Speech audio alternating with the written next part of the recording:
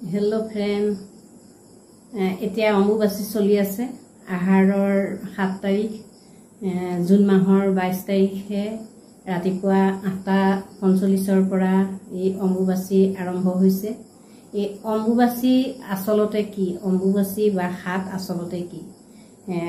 অম্বুবাচীত কি খালে গোটেই জীৱন বিপদমুক্ত হৈ থাকিব পাৰে আৰু অম্বুবাচীত দেৱীৰ কি বস্তু স্পৰ্শ কৰিলে গোটেই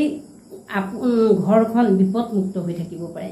গতিকে তাকে আপোনালোকৰ লগত আলোচনা কৰোচোন আপোনালোকে ভিডিওটো শেষলৈকে চাব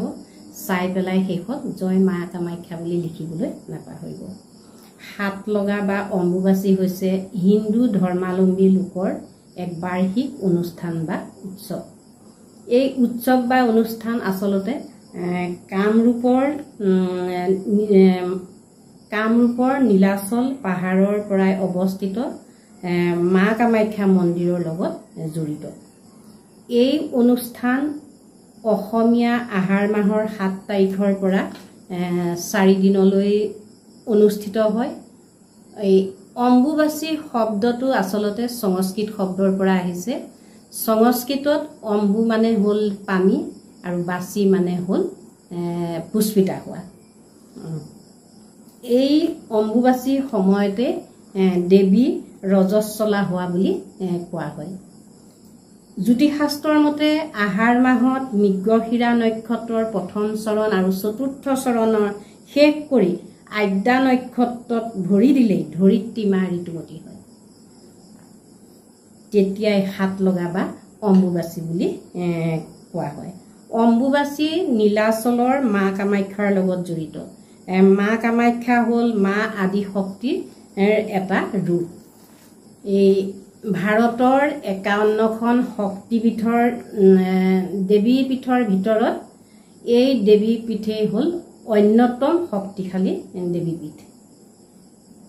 এই দেৱীপীঠক জুনি ৰূপে পালন কৰা হয় দেৱীক জুনি ৰূপত কোৱা হয় বাবে বছৰত এবাৰ ৰজস্বলা হয় বুলি বিশ্বাস কৰা হয় দেৱী ৰজস্বলা হোৱাৰ কাৰণে সেই সময়ত কামাখ্যা মন্দিৰৰ দুৱাৰ বন্ধ থাকে আৰু পূজা পাৰ্বণো নিষিদ্ধ কৰা হয় আৰু এই সময়তে দেশী বিদেশী বহুতো ভক্তৰ এই কামাখ্যা ধামত সমাগম হয় এই সেইখিনি সময়তে দেৱীৰ জুনিশিলা বগা কাপোৰেৰে ঢাকি ৰখা হয় আৰু 4 দিনৰ মূৰত খুব ধুমধামেৰে মন্দিৰৰ দুৱাৰ খোলা হয় আৰু সেই দিনা বগা কাপোৰখন ৰঙা হোৱা পৰিলক্ষিত হয় বিশ্বাস কৰা হয় যে সেই সময়ত মন্দিৰৰ কাষেৰে বৈ যোৱা ব্ৰহ্মপুত্ৰ নদীৰ পানীও ৰঙা ৰঙৰ হৈ পৰে মা কামাখ্যা ৰজস্বলা হোৱা আৰু জুনি ৰূপক লৈ বহু কথা শুনা যায় কিন্তু মাৰ এই জুনি ৰূপে ইয়াকেই প্ৰমাণ কৰে যে সমগ্ৰ সৃষ্টি তথা সকলো জীৱৰ প্ৰথম প্ৰৱেশ পথ হল মাৰ জুনি কথিত আছে মা কামাখ্যা ৰজস্বলা হোৱা সময়ত মাটিৰ উৰ্বৰা শক্তিও বৃদ্ধি পায় সেই নিবিতিৰ পিছৰ পৰাই খেতি বাতিৰ কাম আৰম্ভ কৰে আৰু অম্বুবাচী কেইদিনত আসলতে কি হয় বহুতে সিদ্ধ ভোজন লয় সেইখিনি সময়ত মাছ মাংস বা বেছি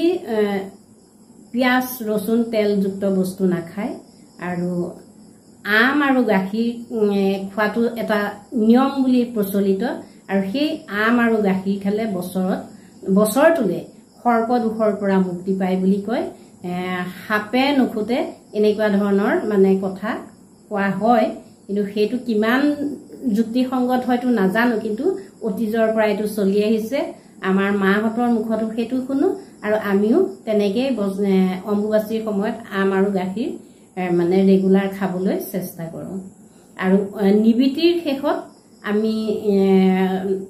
পানীত গাখীৰ তিল চাউল মিলাই গোটেই ঘৰটোত ছটিয়াই দিলে এটা পবিত্ৰ হয় বুলি এটা ধাৰণা আছে অতীজৰ পৰা চলি অহা এটা ধাৰণা আছে সেয়ে মানে এয়াই হল অম্বুবাচীৰ কিছু কথা আপোনালোকক জনালো কেনেকুৱা পালে আপোনালোকে মোক জনাব